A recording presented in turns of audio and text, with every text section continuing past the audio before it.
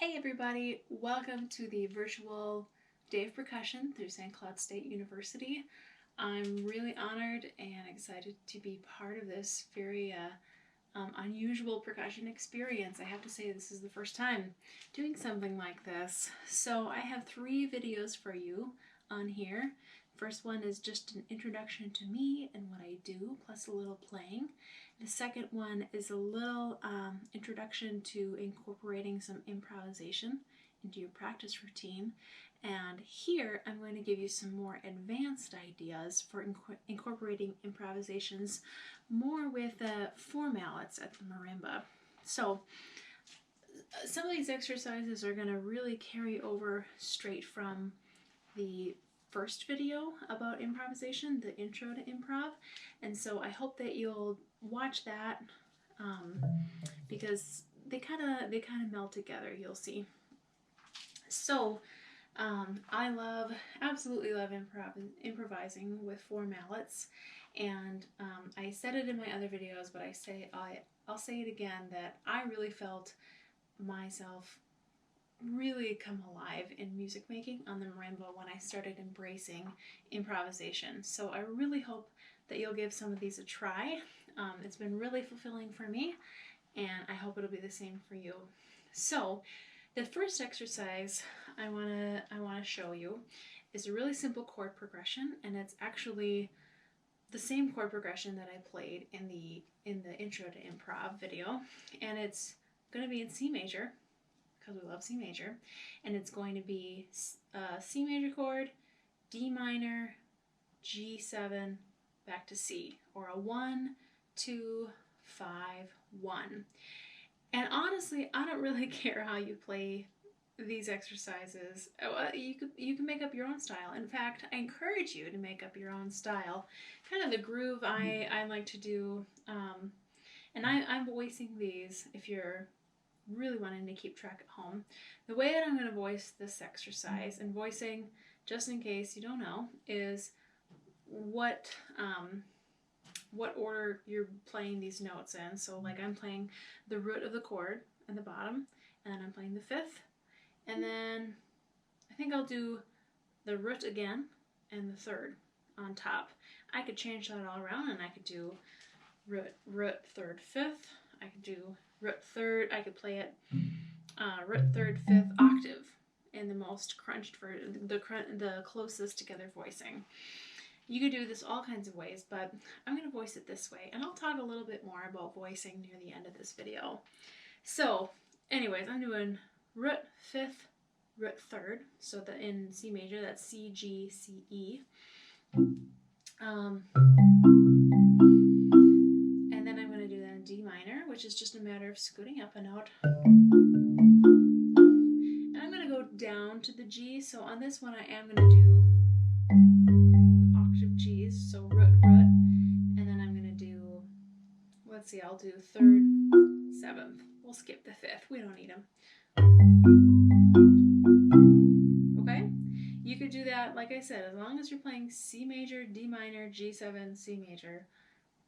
I'm okay with any voicing at this point. And we'll talk more about why we would make different voicing decisions later. 2,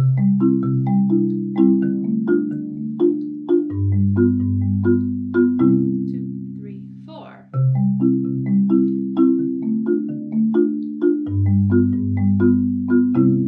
Now, if you are having a hard time keeping up with these exercises, I hope that you'll email me and I will send the music to you. Okay? So no worries if this isn't totally crystal clear, but I think it might be. So on that exercise, the 4th measure has a little open space. And as I said in the first video, or I guess the introductory video to improv, we did this same thing but with 2 mallets. And it's kind of like the 4th measure of a groove on drum set that you do a fill in. We're going to do a fill on the marimba. Like this.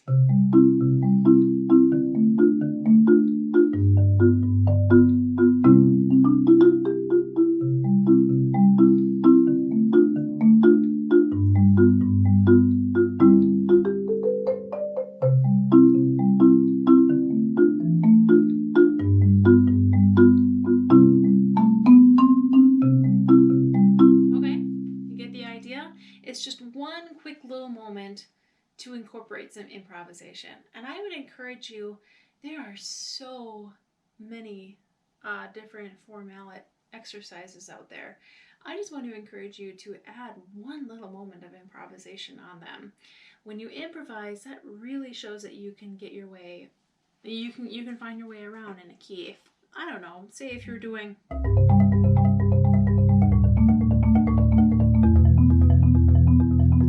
even permutation exercise.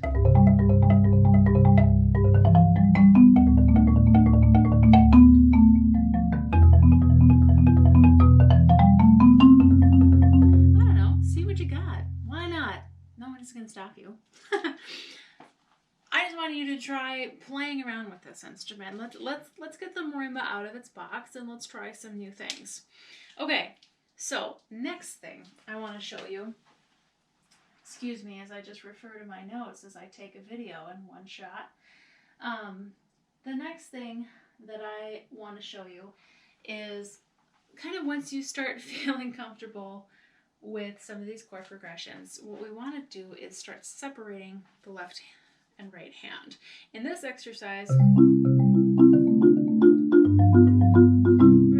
improv, okay, the one I just did, that really breaks you into, I am playing this chord exercise, and then I am improvising.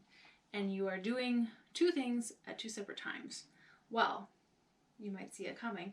The next step would be to improvise while your left hand is still keeping that chord going. And you can decide, let's just keep the same groove.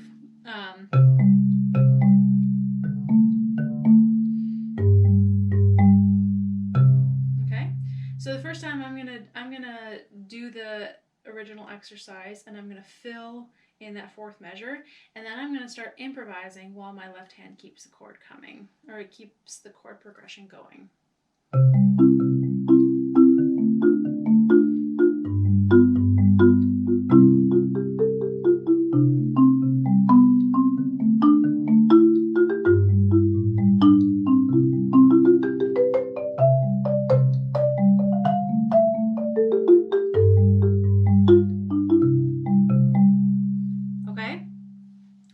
So that is going to really challenge you to separate my left hand from my right hand, okay? And we do this all the time when we're learning repertoire, but we're learning it very specifically to the page and perfectly. Now, I want you to separate without doing these specific instructions on a page. I want you to be able to sit back, play a pattern in your left hand, and still think freely with your right hand. And even if you're not, wanting to think, even if you're not improvising, you could still do something like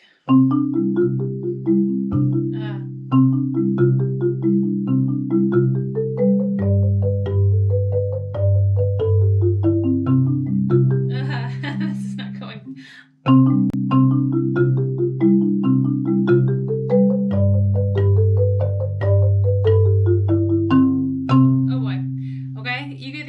I can still stay within the C major scale, and then get comfortable moving my right hand. And if you're really not comfortable improvising, just try moving through a scale a little bit while keeping the left hand doing a chord progression with a pattern.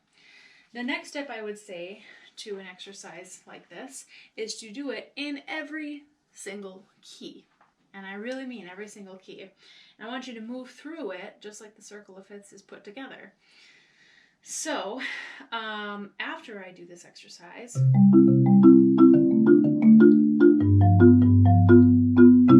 if I turn my C into a C7, that really wants to bring me to, F, okay? Whenever I change that to a 7 chord, it's going to put me into a new key, okay? Or that's a great way to move into a new key. So I challenge you to do this exercise. Say we're doing the improvising the right hand, accompanying the left hand thing. And when you get done with it, change your C to a C7, and then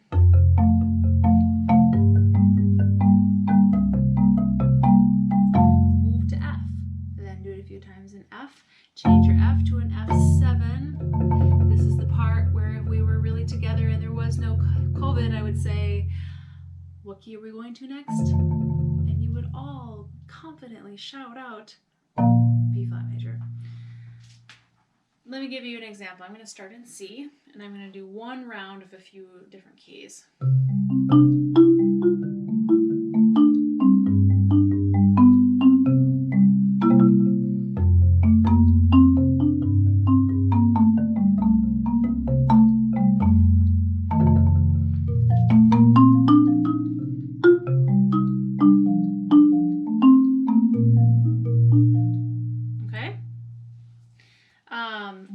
I just ended on B flat there, but you could go all the way through to E flat.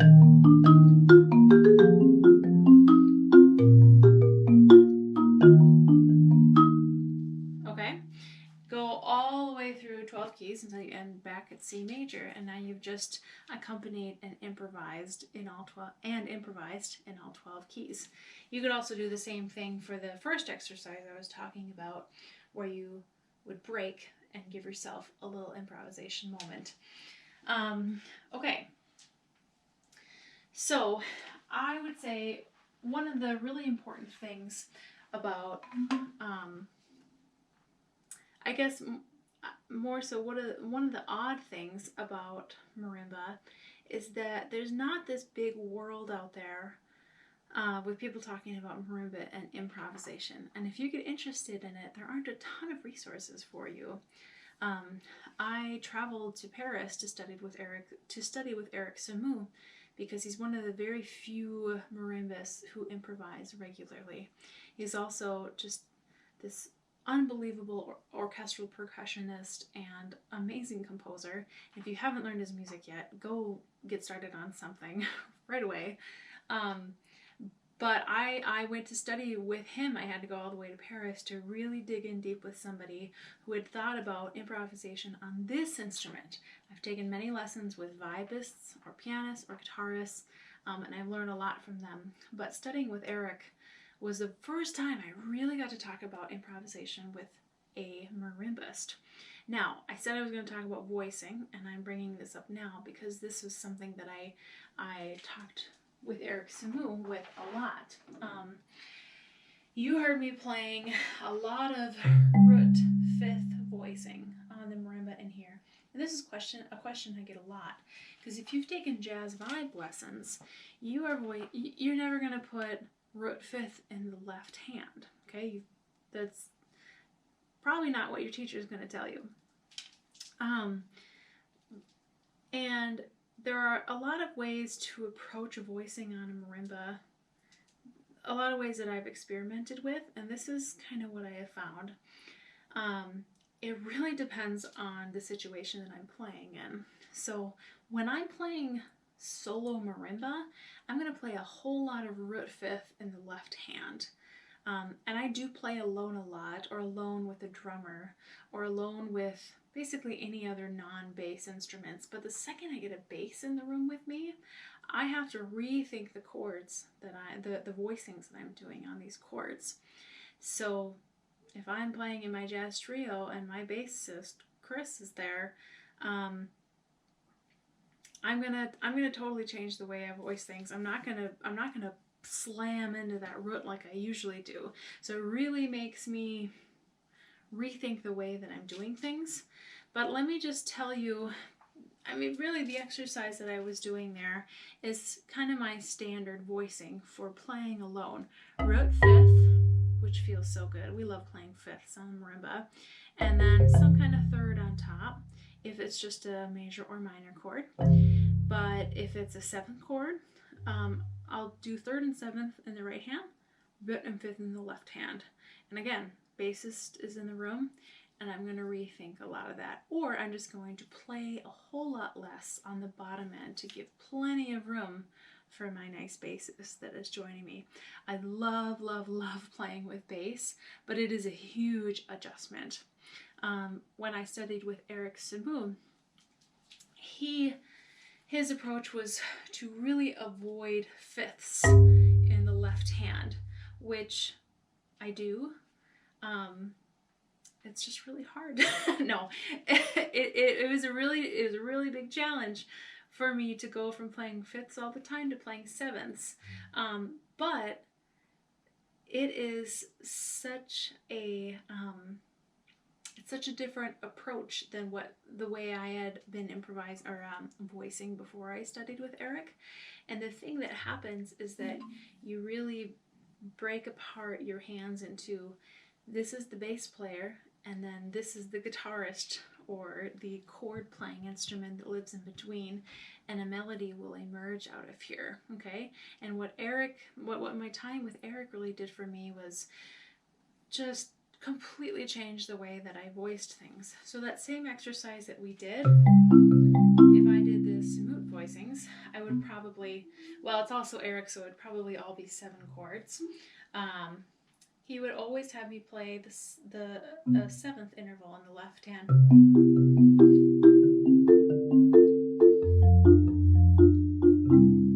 Totally different vibe, right? It's also 7 chords, so it's going to sound a little bit different, but these notes are a lot more clustered together, and this kind of becomes like a separate bass line. And then the way I was playing before, it was kind of like one instrument. You know what I mean? And so those are 2 approaches. Kind of my approach that is sort of my default, and then my Eric Samu influenced approach on stretching out the voicings, and they're just different ways to do things, okay? Depending on the kind of song you're going for. I'd say that if you are playing alone and if you're new at this, I would start with the voicings that are the most comfortable with you. That's why in those exercises I said, I don't really care how you voice these. If this is the first time you have voiced out chords on a marimba, I'm just glad you're giving it a try, and you should find the chords in the easiest way possible. Then start going, okay, self, I'm going to set a rule, root 5th, root 3rd, and that's how I always voice it. Okay? And then up and up and up from there. If you want to talk more about voicings, I hope that you'll reach out to me. If you want to talk more about any of this, I hope you'll reach out to me. I do offer online lessons, especially during COVID season here. So I'd love to connect with you all a little bit more about this. There's so much to say about improvisation on the marimba, I think, and there's not a lot of people talking about it. So I'm excited that I was invited to join you all to talk about this. The way I want to cap out my time here is by playing one of my pieces, and I can't go without making sure that I shout out the wonderful people who make this happen. The St. Cloud State University 2010 Virtual Day of Percussion is hosted by Dr. Terry Vermillion. Terry is awesome. I'm so grateful that he invited me to this. Sponsored by the Department of Music at St. Cloud State University and funded by the David Swenson Foundation of Minneapolis, Minnesota. The David Swenson Foundation is a private foundation that funds scholarships in percussion studies at St. Cloud State University. So, funding for music events, thank you so much. Thank you so much. I don't know how else to say it. So, I'm going to play a piece that I wrote, and there is a melody in the beginning, kind of a low bassy groove section, and then it's going to open up to a long improvised section that goes through 4 different keys, and you're going to see I guess the final stage of some of the exercises that I was talking about, where you can kind of meld in and out of comping, soloing, sometimes you're chording, sometimes you're playing a melody, and it all kind of becomes this organic process, okay? So I want to show you a little example of all of those studies I showed you applied and worked out for a long time. So this is a piece called Chapters. I wrote this, let's see, this winter, I think? No, last winter. So here it goes. Thank you again for hosting me, Terry, and I hope to connect with you all either online or maybe in person someday.